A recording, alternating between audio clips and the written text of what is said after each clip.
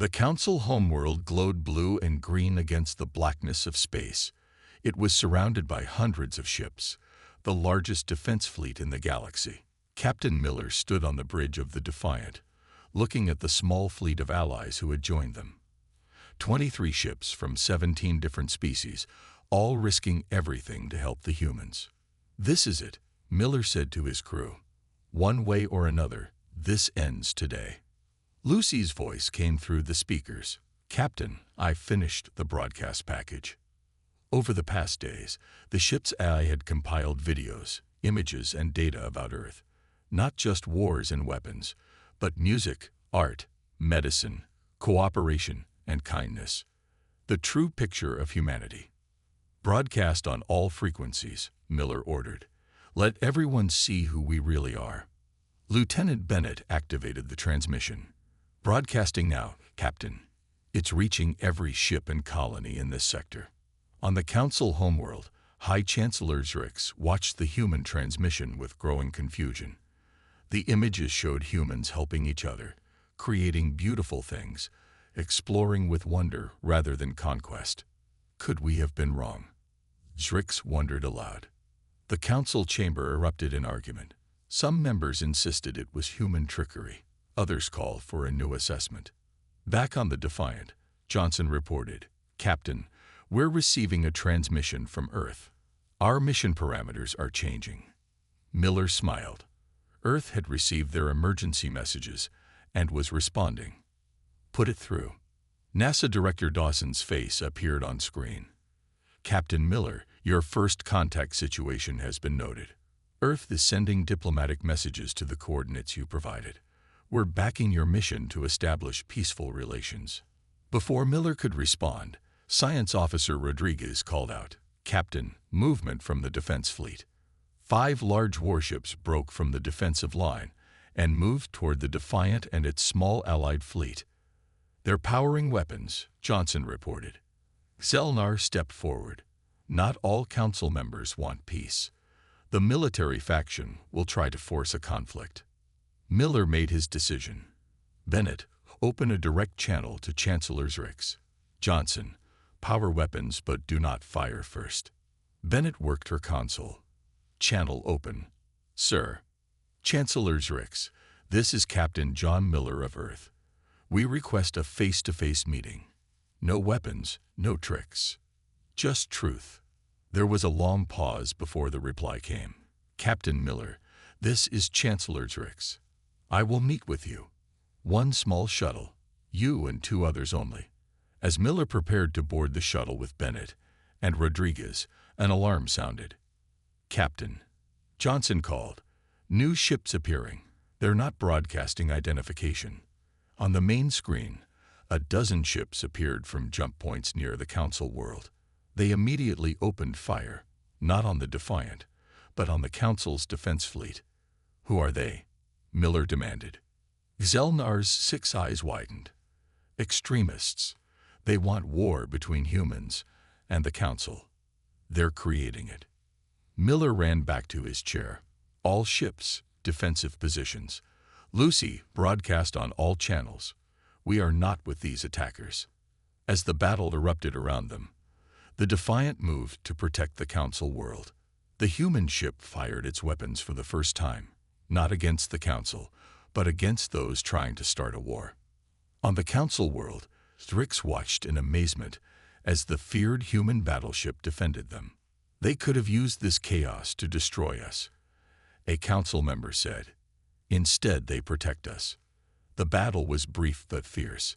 The Defiant and its allies, fighting alongside the Council fleet, drove off the attackers. When it was over, the human ship had taken damage but remained operational. Miller stood in the shuttle bay, ready to meet Zrix. "Do you think they'll listen now?" Bennett asked. "They have to," Miller replied. "We've shown them who we really are." As the shuttle departed for the Council world, the crew of the Defiant watched. One human ship had arrived, and the entire galaxy had panicked. Now that same ship was changing everything. The Defiant pulled away from Kappa 9, leaving chaos behind. The outpost's administrators had given them emergency clearance to depart after the humans helped stop the bounty hunters from destroying the station. On the bridge, Captain Miller stood with Selnar, who had decided to join them. The alien historian studied the star map on the main screen. The Galactic Council headquarters is here. Selnar pointed to a bright spot. 3 days' journey at your ship's maximum speed. 3 days during which everyone will be hunting us, Johnson said from Tactical. Miller nodded. We need a plan. Running forever isn't an option. Lieutenant Bennett looked up from her communications console. Captain, we're receiving a transmission. It's being broadcast on all frequencies across this sector. Put it on screen, Miller ordered.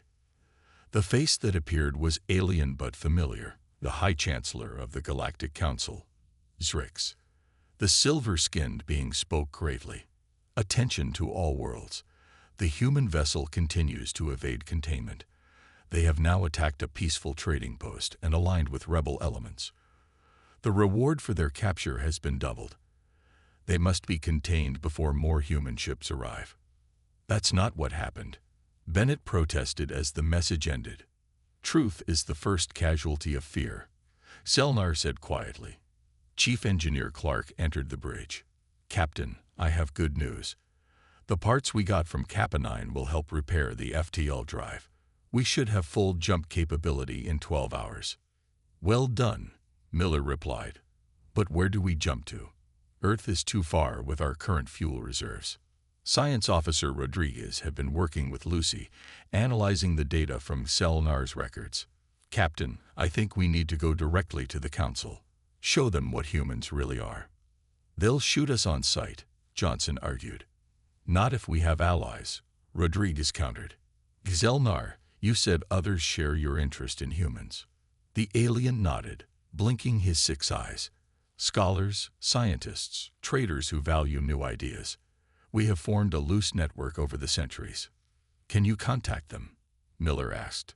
I already have, Selnar replied. When I decided to join you. Some are willing to listen. A few may even help.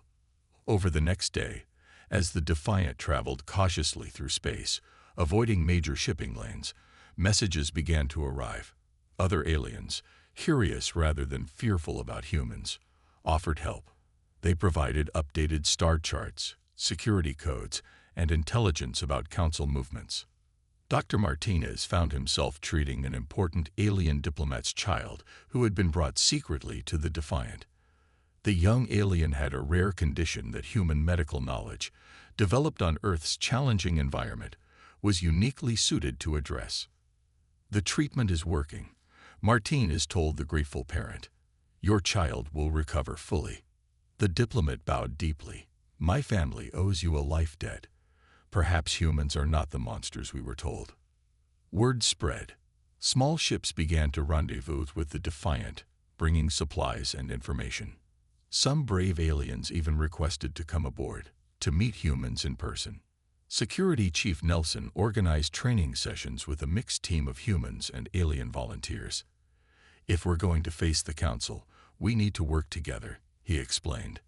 Humans are strong, but we don't know Council security systems. Captain Miller watched his crew adapt, working alongside beings from across the galaxy.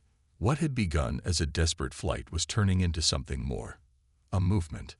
They're changing their minds about us, Bennett observed.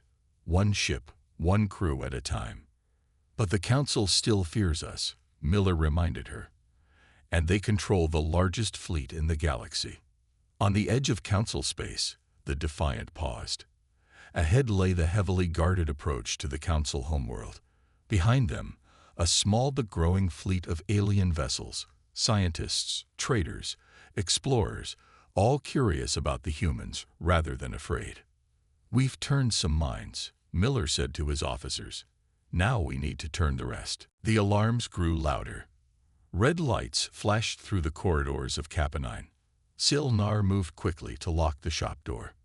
Bounty hunters, the alien historian said. At least 3 different groups. They're fighting each other to claim you. Captain Miller contacted the Defiant. Johnson. Status report. We're surrounded, Captain, Johnson replied. 5 ships have taken positions around the outpost. They're demanding we surrender. Miller looked at his small team. Options. Security Chief Nelson checked his sidearm. We fight our way back to the ship. Bennett shook her head. Against the entire station, we'd never make it. There is another way, Selenar said. The alien pressed a hidden button, and a section of wall slid open. The station has maintenance tunnels. They connect to all docking bays. The sound of weapons fire echoed from outside the shop. The bounty hunters were fighting each other in the corridors. They value us that much? Rodriguez asked. Your ship alone would make them wealthy beyond dreams, Selenar explained. A live human crew. Priceless. Miller made his decision. We use the tunnels. But first, I need to contact my ship. The captain activated his communicator. Johnson, hold position. Protect the Defiant at all costs. We're finding another way back. Understood, Captain. We'll be ready. Selenar led them into the narrow maintenance tunnel. It was hot and filled with pipes and cables. For the aliens of the station, it would be uncomfortable. For humans from Earth's varied environments, it was merely unpleasant. How far to our docking bay? Miller asked as they crawled through the tight space. 20 minutes at normal speed, Selenar replied. We can do it in 10, Nelson said, taking the lead.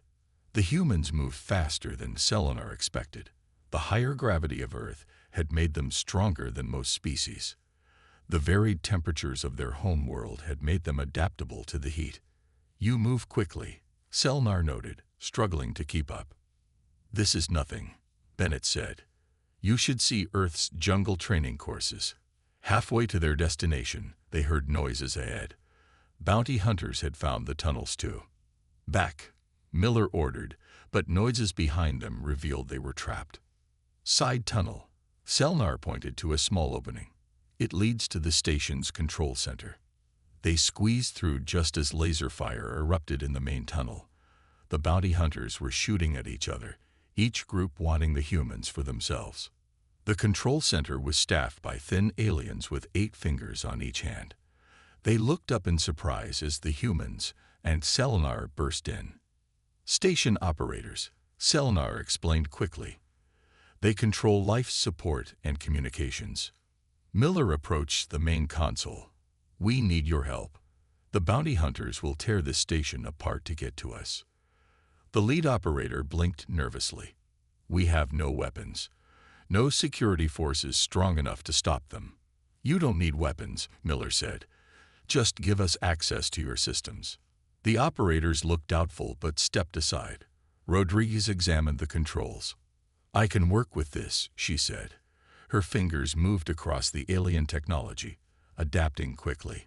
These systems are different, but the principles are similar to ours. While Rodriguez worked, more explosions rocked the station. The bounty hunters were destroying each other and damaging Cap9 in their frenzy to capture the humans. What are you doing? Selenar asked. Creating a diversion, Rodriguez replied. Redirecting life support to create oxygen-rich areas where we need to go and reducing it elsewhere. Oxygen is toxic to many species in high concentrations, Selenar realized. Miller nodded. Not to us. We breathe it every day. The station operators watched in amazement as the humans used their knowledge against the hunters. Areas of the station became inaccessible to most alien species while creating a safe path for the humans back to their ship. You adapt our technology so easily, one operator said. You understand it without training. Humans are good at that, Bennett explained. We've had to adapt to survive on Earth. Through the control room windows, they could see bounty hunters collapsing in the oxygen-rich corridors, while the humans remained unaffected.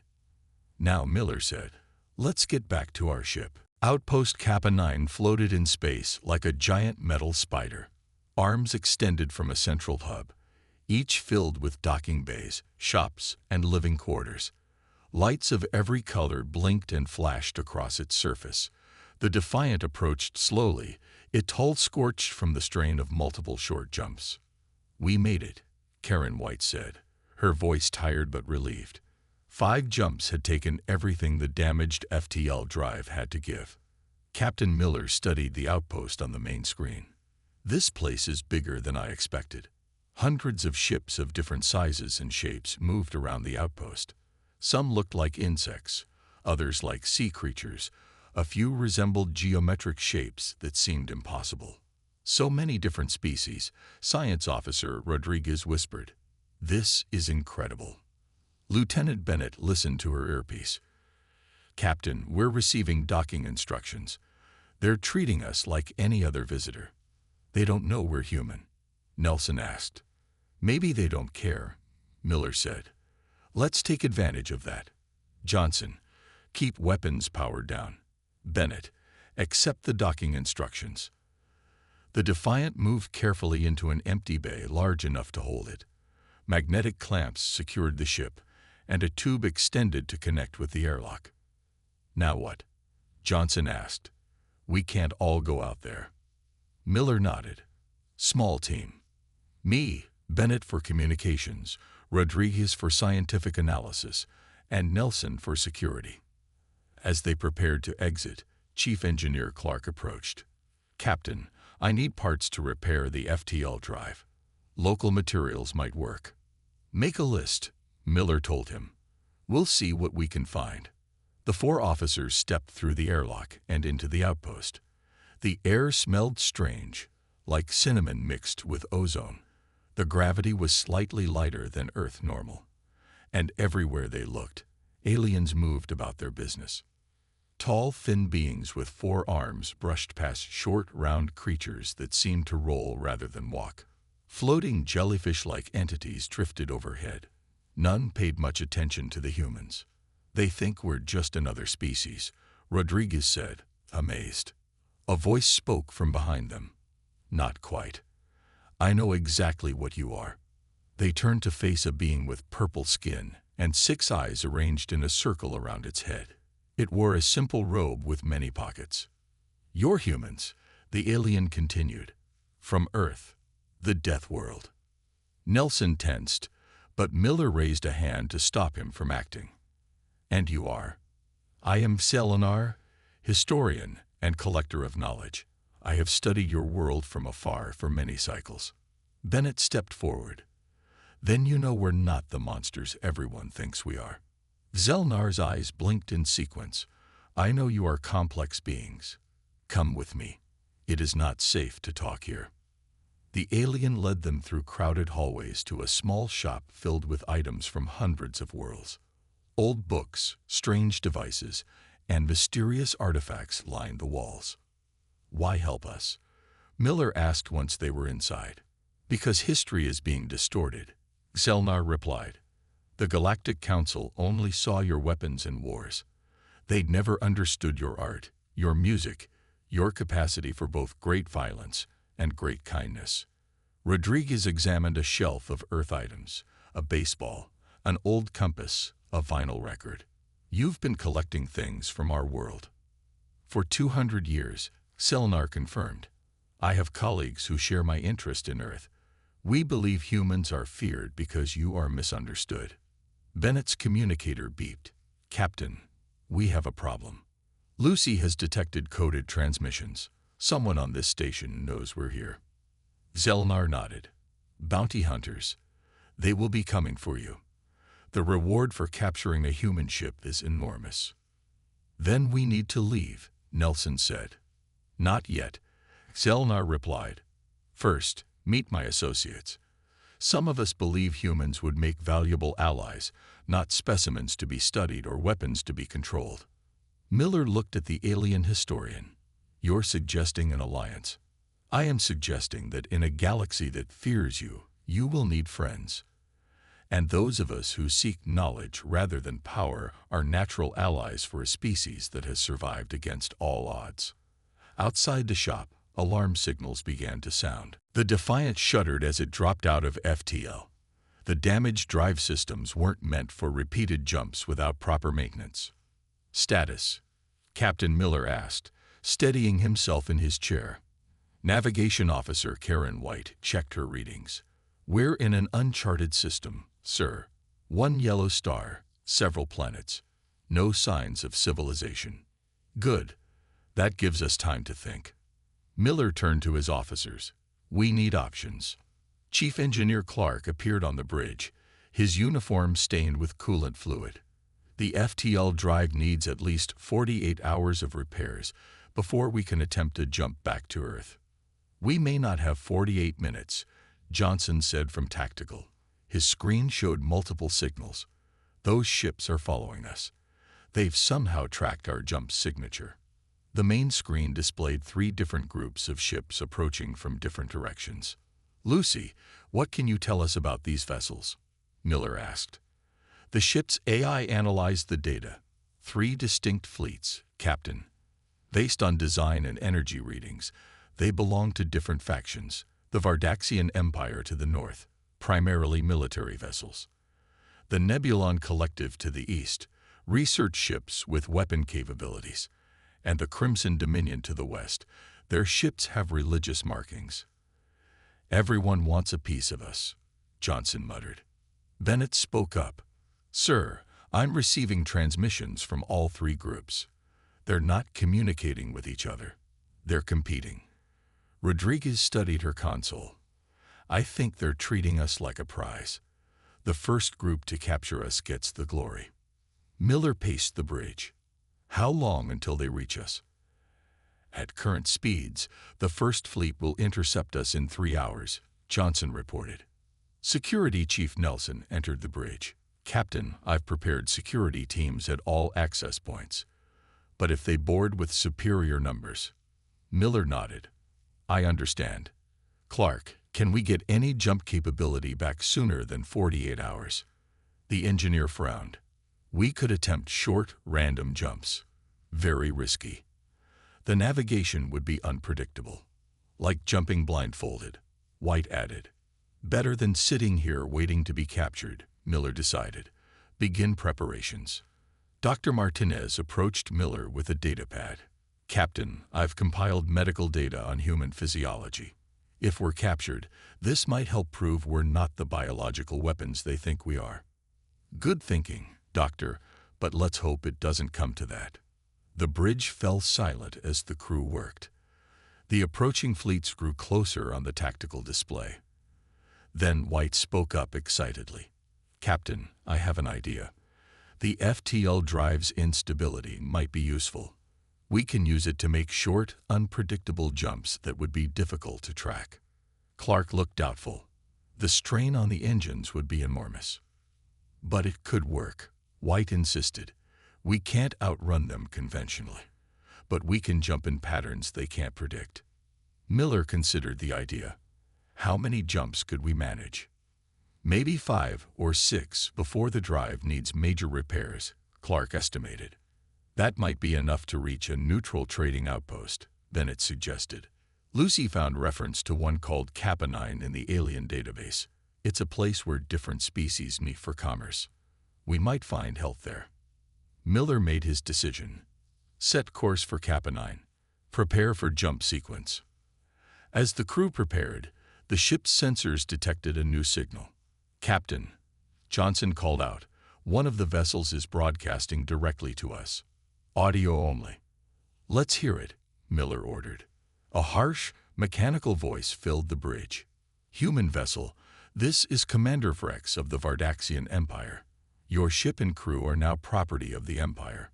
Surrender and you will be treated as valuable specimens. Resist and we will take you by force. Similar messages followed from the other fleets, each claiming ownership of the human ship. Miller looked at his crew.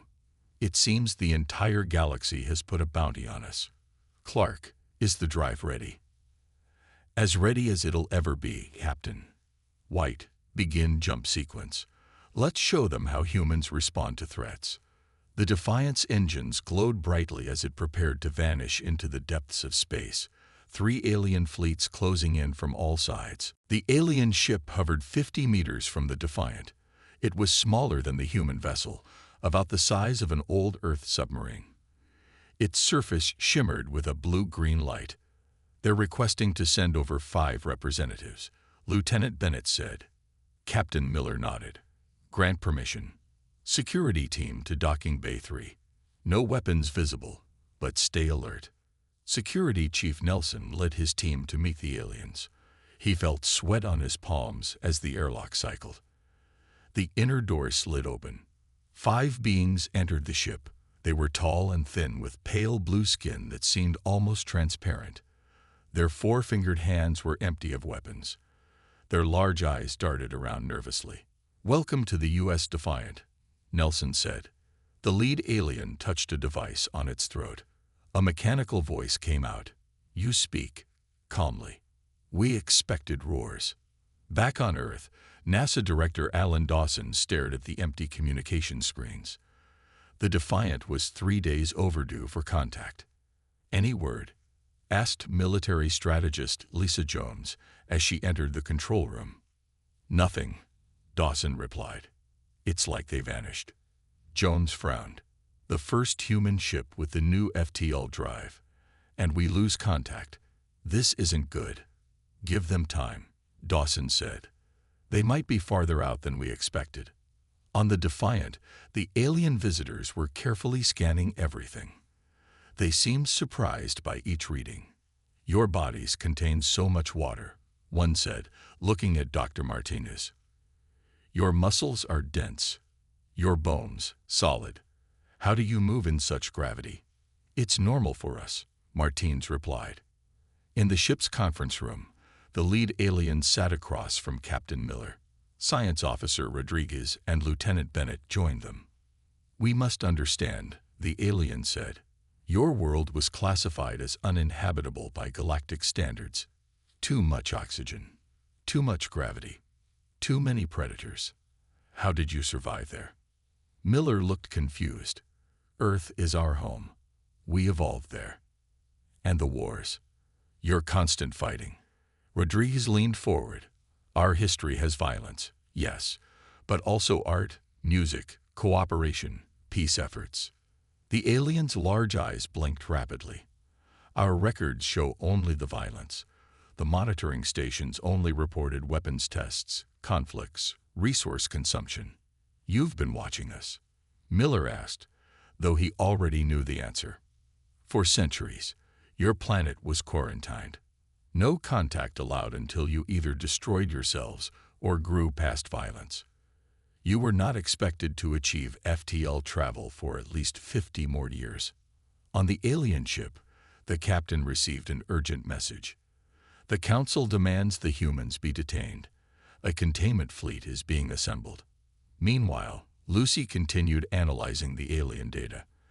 The AI's voice came through Miller's earpiece. "Captain, I've accessed their historical database. Earth was discovered 800 years ago. The aliens installed monitoring stations in our solar system, disguised as asteroids." Rodriguez studied her tablet.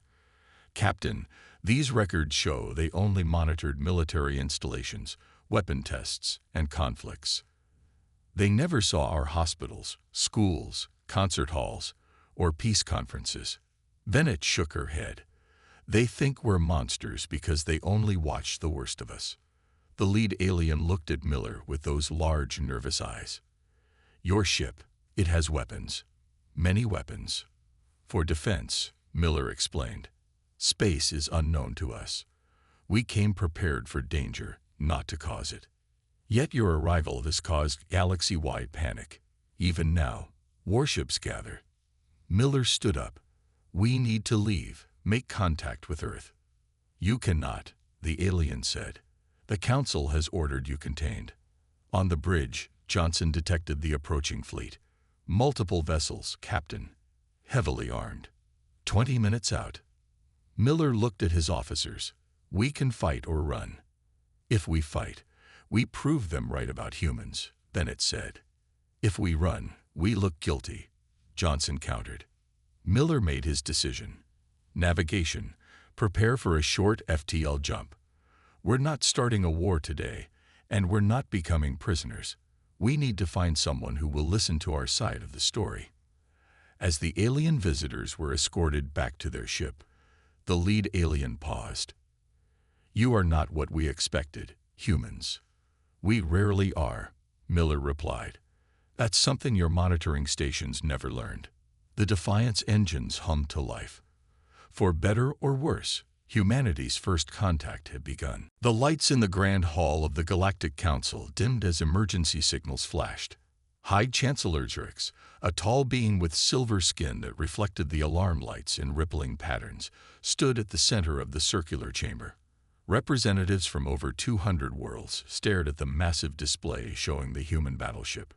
"The reports are confirmed," Zrix said, voice echoing through the hall. "A Death World species has achieved faster than light travel. The quarantine has failed." Across the galaxy, news of the human ship spread like wildfire. On trading posts and colony worlds, in military bases and civilian homes, the same images played. The U.S. Defiant, dark and scarred, appearing without warning in protected space. Back on the Defiant, Captain Miller gazed at the stars through the view screen. The ship had moved away from the original arrival point, seeking a quiet corner of space to make repairs. "Lucy has decoded more of their transmissions," Lieutenant Bennett reported. "Sir, they've been watching Earth for centuries." Miller turned to her. "What do you mean, watching?" Science Officer Rodriguez joined them, holding a data tablet. "From what we can piece together, Earth was classified as a death world by galactic standards. Too much gravity, too much oxygen, too many predators, too many natural disasters. And too many humans," Bennett added. "They've been monitoring our wars, our weapons tests. They think we're naturally violent. Aren't we?" Tactical Officer Johnson asked from his station. No one answered him. Chief Engineer Clark's voice came through the intercom. "Captain, we've got another problem. The ship's sensors are picking up energy signatures. We're being watched." Miller looked to Johnson. "Confirm." Johnson checked his screens. "Confirmed. At least 3 vessels with active cloaking technology. They're staying just outside weapons range." "They're afraid of us," Rodriguez said quietly. "But they're curious too." In another part of the galaxy, the Galactic Council continued their emergency session. A blue-skinned alien with 4 arms pulled up historical records on Earth. The humans were scheduled for another 5 decades of quarantine, the alien explained. "Our models predicted they would either destroy themselves or mature beyond their violent tendencies before achieving FTL capability. They have surprised us," Zrix said. "Their technology is crude but effective. Their ship bears the marks of weapons we do not recognize," a reptilian counselor hissed.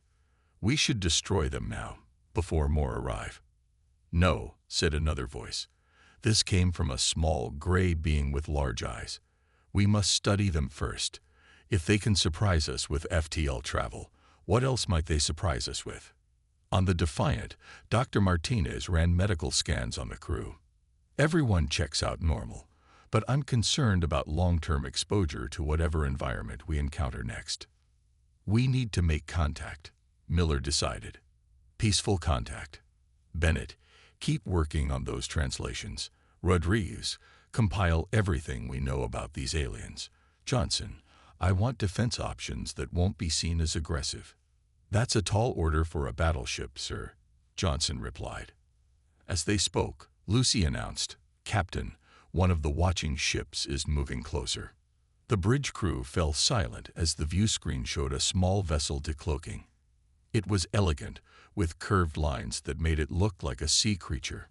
"They're scanning us again," Rodriguez reported. "More detailed this time. Medical scans."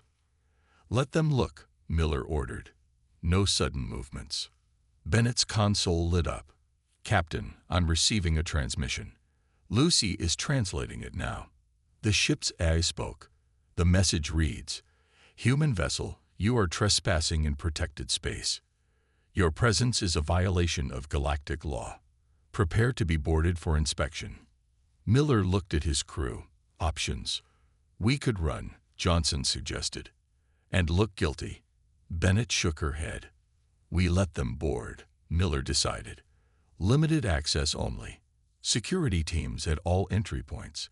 We show them we're not the monsters they think we are."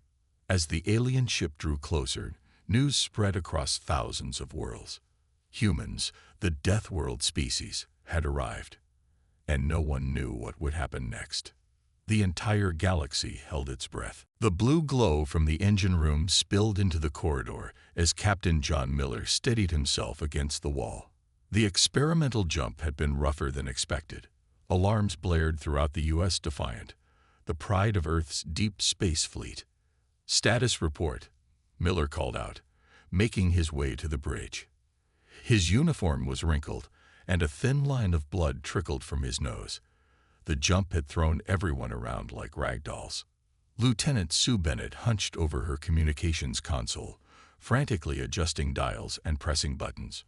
"Communications are partially damaged, Captain. I'm picking up something, but it's not making sense." The view screen showed an unfamiliar section of space. Dozens of strange ships floated nearby, arranged in what looked like a meeting formation. They were unlike anything the humans had ever seen. Some crystalline, others organic-looking, a few appearing to bend light around their hulls. "Where are we?" Miller asked, sliding into his command chair. Navigation Officer Karen White shook her head. "Unknown, sir. The FTL drive took us much further than calculated. We're not in any charted region." Chief Engineer Peter Clark's voice came through the intercom, breathless and stressed. "Captain, the drive systems are barely holding together. Whatever we hit during the jump nearly tore us apart. We need time for repairs." Miller nodded. "Understood. Lieutenant Bennett, try to establish contact with those ships. Let them know we mean no harm." "Trying, sir, but our translation systems have nothing to work with. These signals—" She paused, listening to her earpiece. "Sir, the volume and frequency of transmissions just increased by about 500%. Tactical Officer Frank Johnson straightened up at his station. "Captain, those ships are moving. Fast. They appear to be running away." The view screen confirmed it. The assembled alien vessels were scattering in all directions, like startled fish fleeing a predator. "They're afraid of us." Science Officer Diane Rodriguez sounded bewildered. Why would they be afraid of one ship? Security Chief Greg Nelson pointed at the tactical display. "Sir, look at this. They're broadcasting some kind of emergency signal. It's going out in all directions." Miller leaned forward. "Show me the Defiant from their perspective." The view screen changed to show their own ship as the aliens might see it. The U.S. Defiant was an imposing sight. A kilometer-long battleship with massive rail gun ports along its sides, missile tubes dotting its hull, and the distinctive radiation signature of its nuclear engines glowing at the rear. Battle scars from previous tests marked its dark hull, making it look even more threatening. "We're being scanned," Rodriguez reported. "Multiple beams from multiple directions." "Let them look," Miller said.